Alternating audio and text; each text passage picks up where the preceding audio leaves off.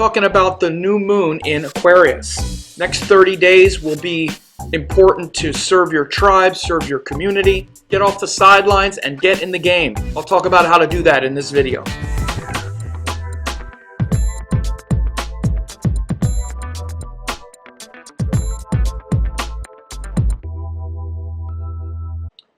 So this is the new moon in Aquarius forecast. So it's the forecast for the month of Aquarius. You should understand that the months in astrology, the astrological months, are actually from new moon to new moon. Those are the 30-day cycles. In cosmic time, in astrological time, and of course this is the new moon in Aquarius. Of course, that's based on the sidereal zodiac that we use in Indian astrology. And it means when you look up in the sky, the sun and moon will come together in the constellation of Aquarius. The stars of Aquarius are at that point along the ecliptic. And this will be a time when we align with those energies for the next 30 days or so, or at least we should be trying to align with that life lesson. And that life lesson has to do with sharing with our community, making the world a better place in however we see that. You know, Aquarius is opposite the sign of Leo, whereas Leo is that glory and power of our individual nature. Aquarius is how we want to share that and have that impact the world. So rather than being in some kind of personal competition with others where we win and we're the powerful one and the smart one and the strong one and the one that everyone admires and regales, which can be a kind of negative quality of Leo.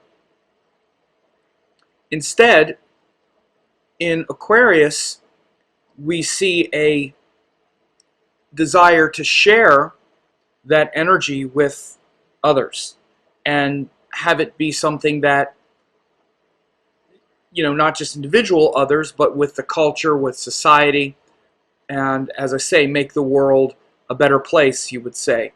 So it's a great time to really find your tribe, as I said, and to find those causes that you believe in, that you want to support, and that are a reflection of the world that you want to leave behind. Aquarius is very much about that, again, like making the world a better place, rather than, you know, just being about your own personal glory. So we can see that the nakshatra here is Purva Bhadra at that time.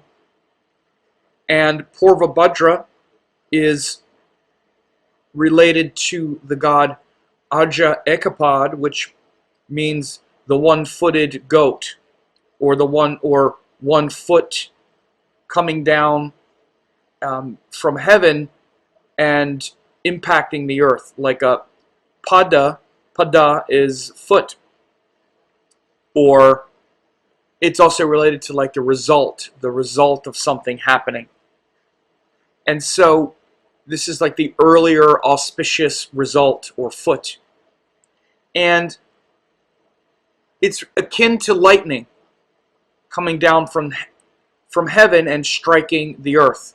This is a nakshatra that's related to the attendants of Lord Shiva called Rudras. And anytime Shiva energy is evoked, it brings to mind transformation, and particularly like shocking, unexpected revelations that awaken you to something that you weren't aware of before. So there can be quite a kind of Shiva transformational energy here for the next 30 days or so. Expect the unexpected, the shocking to reveal itself. That can be both on that new moon day and also even for the next 30 days. And you want to understand that this is the nakshatra where Aquarius becomes Pisces. And again, you shouldn't be confused by anyone who says any different.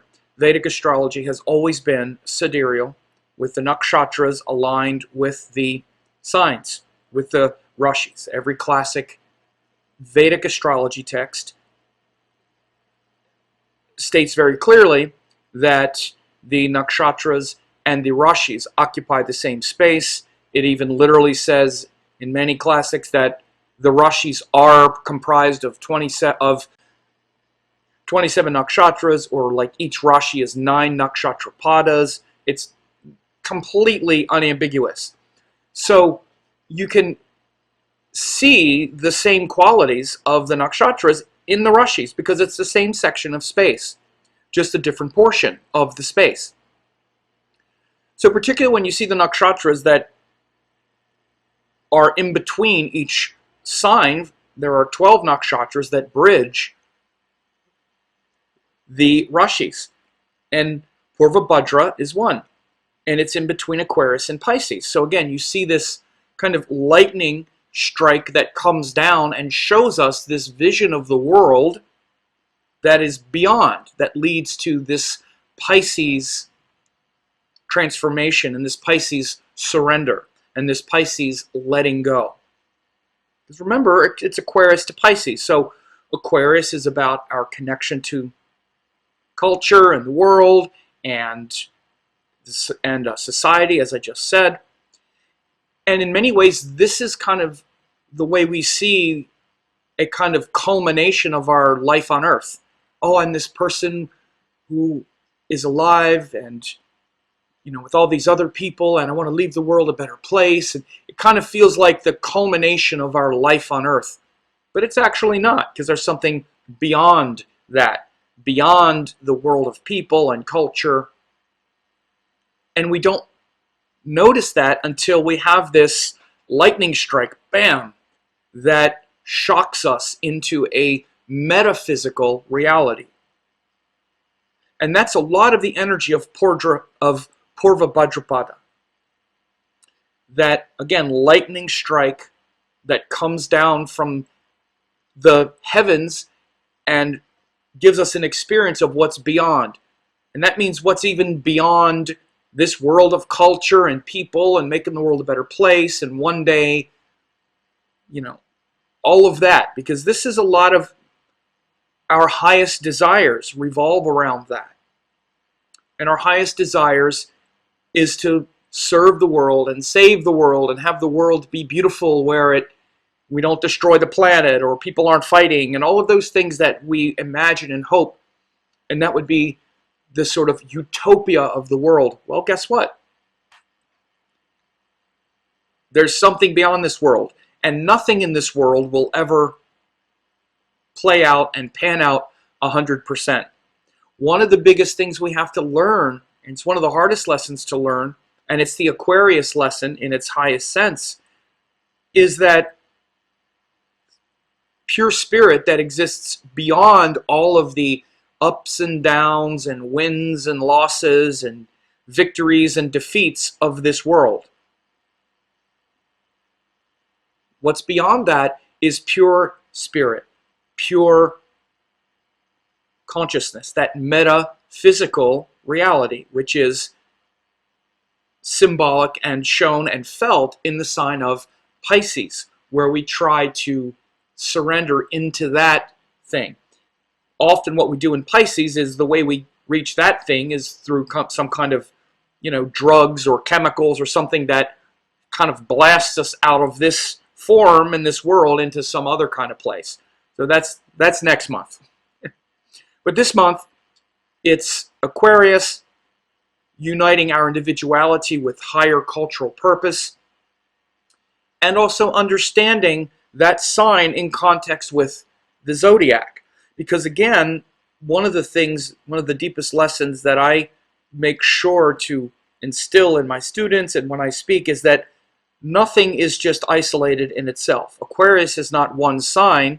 Aquarius is the sign that comes after Capricorn and before Pisces, right? So after the determined effort of Capricorn, to handle our emotional, the emotional pressure and strain and struggle of life. We have to make peace with that psychologically, which was last month. This month, now, after we've made peace with that and we've worked through some of that stress and fear and worry, now we want to share it with the world. We want to be of service. We want to be of support, be in support of something bigger than just ourselves and all of our insecurities and stresses and all the stresses of the world which we carry in Capricorn.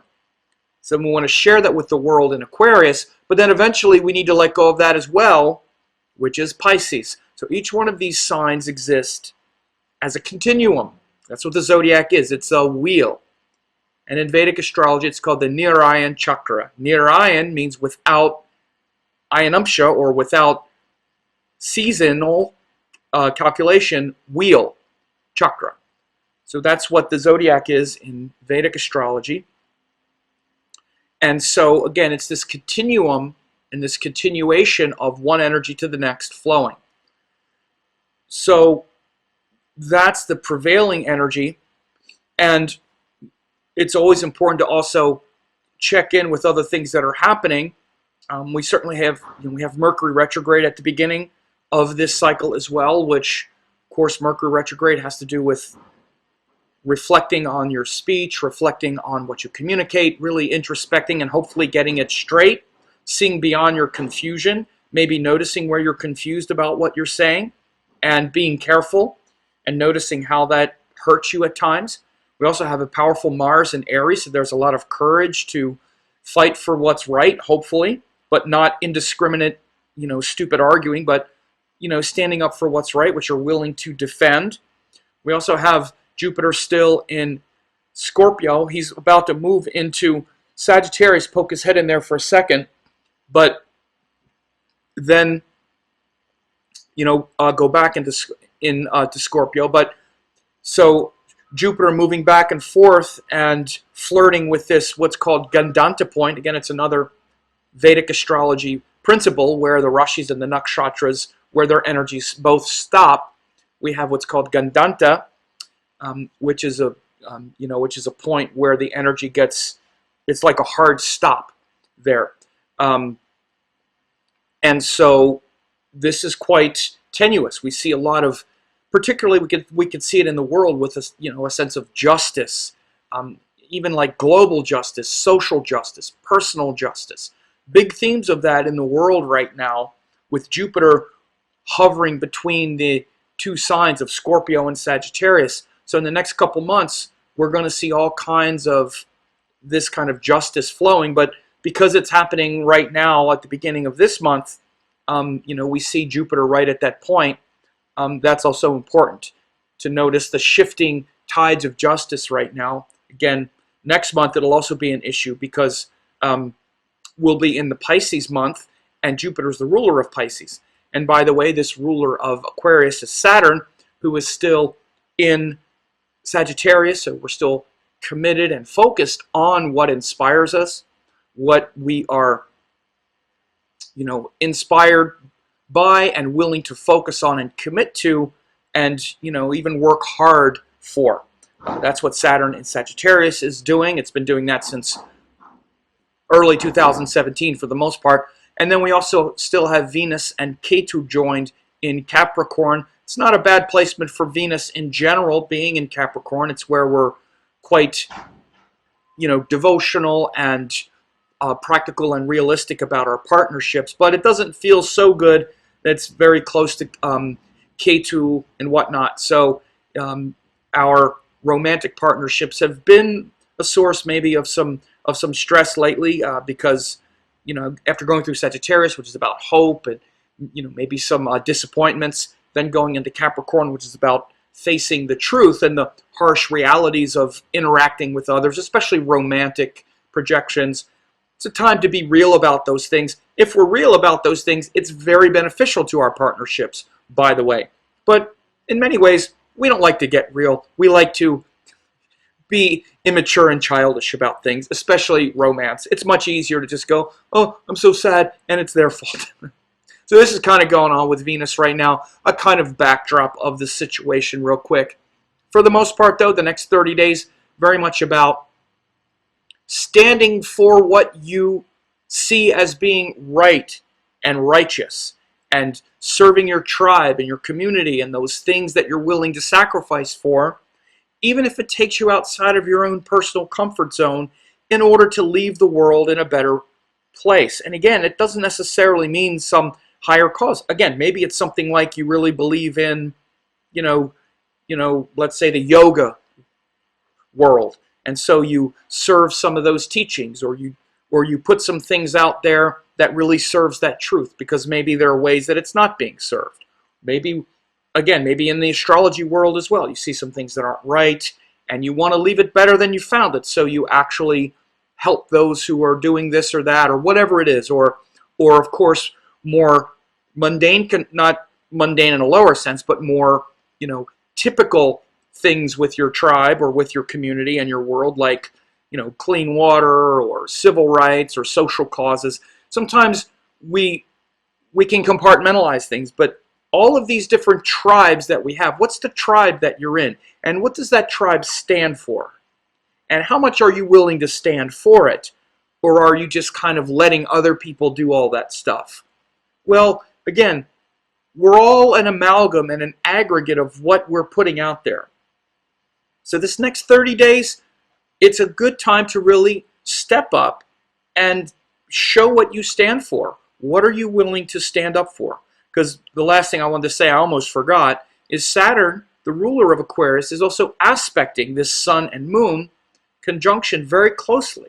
So it's a great time to really stand for what you want to support and the world you want to leave behind. Commit to it. Be focused on it. Don't just be like, well, I don't know, I don't want to get up, I don't want to get uncomfortable. Again, this also has to do with things like politics, political things. Again, we all just kind of watch it all happen. We all kind of let it all wash over us. But who really speaks up and says anything? There's an adage that if you're compliant, or if you're silent in the face of abuse or mistreatment or whatnot, then you're culpable in a certain way. Just saying nothing and letting spirit and truth and dharma be violated in front of you, and saying nothing about it because, well, I don't want anybody to get upset with me. We got to start making a stand in this world for some things. We're kind of living in a fact-free world these days, where people say all kinds of things that just aren't true, and the voices who know better don't want to get outside their comfort zone. They don't want to have anybody get upset at them. So meanwhile, the truth and the dharmic traditions are getting degraded. Truth itself gets degraded. So again, this month of Aquarius is an opportunity to stand for something, especially with this aspect from Saturn onto these planets, the sun and moon, and also this powerful Mars. Given the courage, come on, have some courage, step up, speak out, say something. And again, it doesn't mean you cause trouble, but all of the things, all the truths and the beauty we take for granted can all go away. So think about that as well. In an overall sense, Aquarius is standing for what you believe and bringing out the world that you want to see in the future, because that is what the world is. It's an aggregate of all of our energies together. And I'll say, like, for example, with our president in the United States, I might complain about it. I don't think he's a very good president, but it's not like there's been some karmic mistake. He's the aggregate result of a lot of people who see things that way and want to have them there. So if we want a different world, we have to get out there and speak about it, right? We have to speak about it in a way that's honoring and that's respectful and that's accurate, rather than just being triggered and whatnot. Again, this is the reason, these are the things we have to do. This is why it's difficult.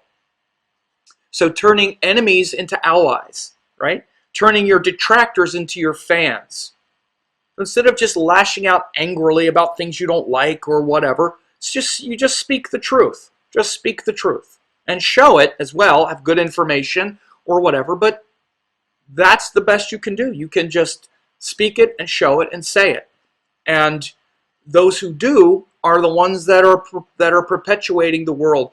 And the best ideas will win, ultimately. The truth will win out. So if truth is on your side, then your tribe needs you, right?